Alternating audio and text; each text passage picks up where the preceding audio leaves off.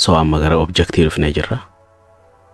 Objectiitti osoo hin seenne dura qoqqoodamni kun akka nu duraa waliin dhoofne if duuba deebinee halaallu waan tokko. Jalqabarra maal jenne?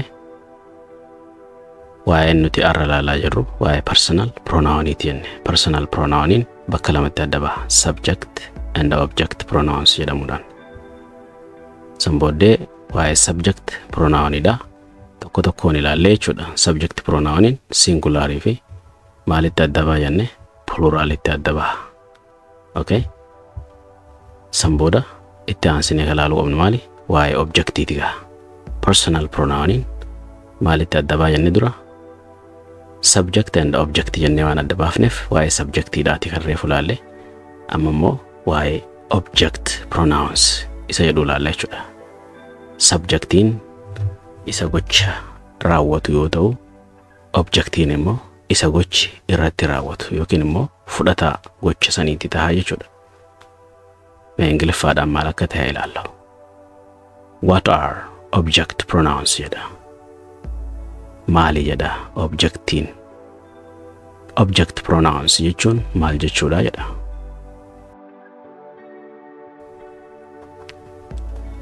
According to this explanation, object pronouns are words we use instead of nouns to show who receives the action of the verb. Kana jechuun wanti object pronoun jedhamu kuni it is a words we use jechoota nuti fayyadamnudha. Jechoota nuti fayyadamnudha jechuudha. Instead of nouns bakka maqaa buusuudhaan jechuudha. Yookiin bakka maqootaa buusuudhaan nuti fayyadamnudha jechuudha. To show who receives the action agarsiisuudhaaf jechuudha. Eenyutu gocha san fudhataan gocha sanii. The action jechuun gochaa miti. Action of the verb gocha verbii sanii jechuudha. Eenyutu fudhatee kan jedhu agarsiisuudhaaf kan nuti fayyadamnudha jechuudha jedha. Okay? Examples of object pronouns: me, him, her, us, them, it, you. Now it is time to check ourselves whether we're clear with the lesson or not. So amantana exercise yookiin immoo gilgaala hojjechuu deemna jechuudha. So sakandii shan keessatti raawwattu jechuudha. Sakandii shaniin isinii kanna. Sakandii shan yeroo dhumtutti deebisaa isaa mataa keessaa qabaachuu qabdu jechuudha. Question number 1. Blank space going to school jedha. Blank space I'm going to school. A, me. B, I. C, my. D, mine.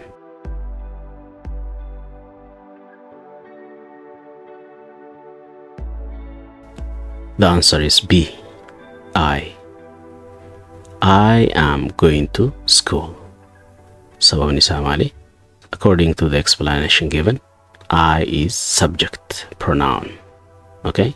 I maali? Subject pronoun idhaga. Maal jenne? Akka ibsa keenyatti jechuudha. I'n subjectii keessa tokko jechuudha. Subject pronoun warra jedhamu keessa tokko jechuudha I'n. Okay? Keessaafu singular subjectii keessa jirti jechuudha. It is used before the verb. Verbii gama duraatiin dhuftii jedha. Okay? Kana jechuun hima gama duraatiin dhuftii jechuu karaa biraatiin. Okay? Verbiin kan jennu isa am jedhu kanaa jechuudha. Amin maali? Linking verb warra jedhamu irraa. Okay?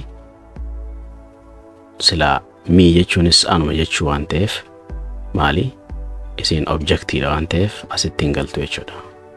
Okay? Let's move to question number 2. Question number 2, it says, Sarah and I are friends. Full stop. Blank space. Play together every day. Sarah and I are friends.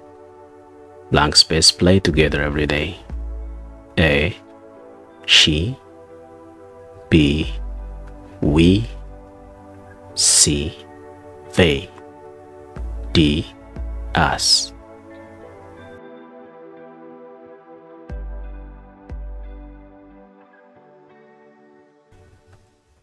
The answer is B. Why? Because we is used when the speaker includes themselves with the other us, the subject of the sentence. Okay? Kana jechuun wanti asirratti we fayyadamneef maaliif? When the speaker includes themselves, namichi dubbatu sun yeroo keesseef galchee jechuudha. We ka fayyadamnu. Nuti jedhami nuti jechuuf ani ummata san keesseef galchuun qaba jechuudha. Okay? San booda akka mataa ta'e dhufa jechuudha. Kana jechuun asirratti maal jedhe? Seeraa jedhe nama tokko, and I jedhe lama taane, we're friends. Okay? Our friends. Saahibanii jedhe. So asirratti namni lama eegate we jechuun nuti miti. We play together every day. Asirratti wanni isinii himu qabu, wanni adda baafattan jalqabarratti dhufeedha amma. Himni kuni hima tokko kun. Inni kun immoo hima lammaffaati. Hima lammaffaa jalqabarra dhufe jechuudha. Okay? So, maal jennaani? We play together every day. Guyyuu waliin taphannaa jedha. Alright. Gaafii sadaffaa fudhanne. My brother is tall. Blank space. Can't play basketball well. Can't play basketball well. A, he. B, him. C, his. D, they.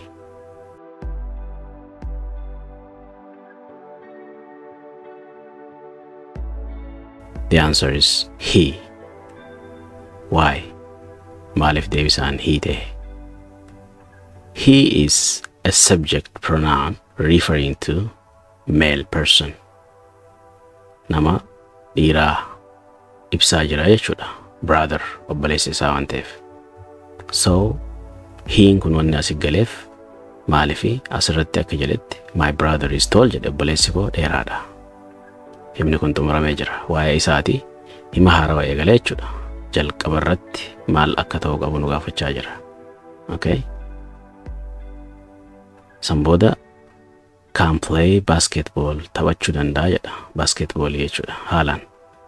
So saniifu he jechuudha ta'u. Saniifu he ta'u qaba jechuudha. He can play jedha malee him can play hin jennu jechuudha. Himiin sila xumura himaa naannoo kanarratti. Gochi irratti raawwataa ta'ee dhufedha. Amma asirratti gocha kana raawwataadha. Maalifi taphataa kubbaati. So gocha kan raawwatuutu isa jechuudha. Saniif he jenna jechuudha asirratti. So wanti isin confused ta'uu hin qabne hima lama himni kun dhumatee jira. Hima kanaaf jalqabarratti seenee jechuudha. Okay? Question number 4. Where are my books? Have you seen blank space? A, it. B, them. C, they. D, there.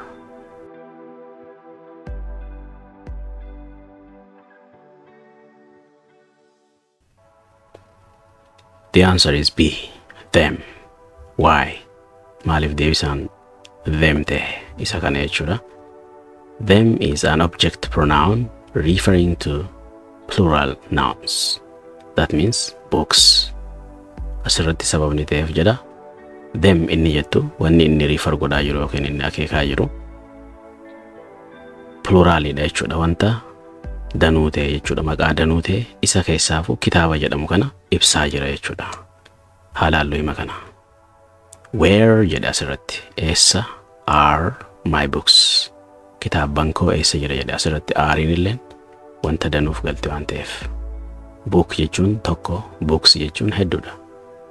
Have you seen? Agartanii jedhe. Them isaan ta'uu qaba jechuudha. So xumura hima irratti dhufu qaba. Gochaatu irratti raawwatame jechuun baduun kitaabichaa sii galee dhabamuu isaati jechuudha. Dhabamuun kitaabichaa gochi irra raawwatamu yeroo jennu wanti takka waan sanii wal qabatu irratti ta'u kitaabichi hin jiru amma dhabamee jira. So dhabamuun kitaabichaa gochi raawwatamuudha jennaan jechuudha. Wanta akkasii jechuudha. So them kayadu as galchina jechuudha. Have you seen they hin jennu jechuudha. They hin jalqaba dhufti himarratti akkasuma gocha raawwattuudha waan taateef. So hiikni jara lameenii tokko ta'us asirratti raawwatamaa waan ta'eef receiver of the action waan ta'eef maal finna them finna jechuudha. That's it. Let's move to question number 5. This is my cat jedha. This is my cat. Blank space. Blank space is very cute. A, he, B, she, C, it, D, they.